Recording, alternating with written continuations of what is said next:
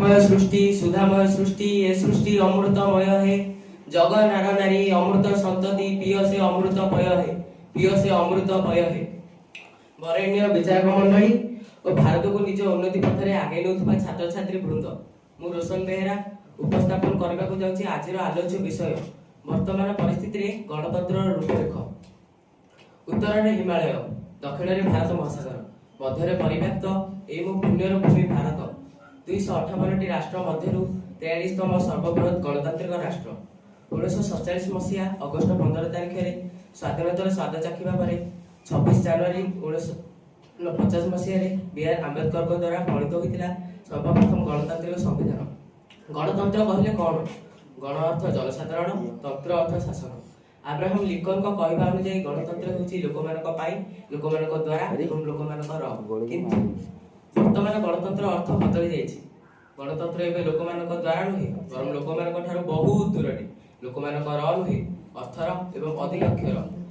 वास्तव में गणतंत्र अर्थ कौन? सर्वभौम जाति धर्म वर्ण निर्विशेष जनसाधारण मानक निर्भय भाव निज प्रतिनिधि चयन करबार एक प्रक्रिया।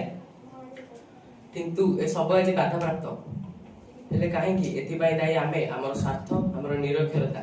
जोठी आंदोलन करने धर्म को अश्लील रूपे व्यवहार करा जाउछि, जोठी नारीर महिलार सुरक्षा आईन परिवर्ते कैंडल मार्च करा जाउछि, जोठी निज हक पाइबा पई भारत द्वारा बुलिबा पडुछि, सेठी गणतंत्र अर्थ कोन?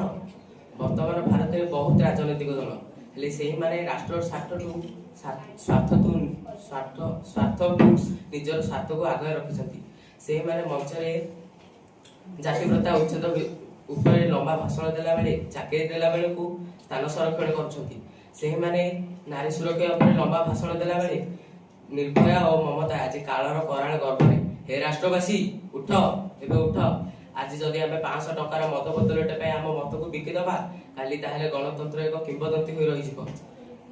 मा थिबो हेले तार स्वामीर परिचय नथिबो। सेही मानको आसन रो हटे दबा जे माने राष्ट्र संपत्ति की पैतृक संपत्ति भाबे खाई चली छथि। एति कहि मो उक्ति विराम दउछि। धन्यवाद।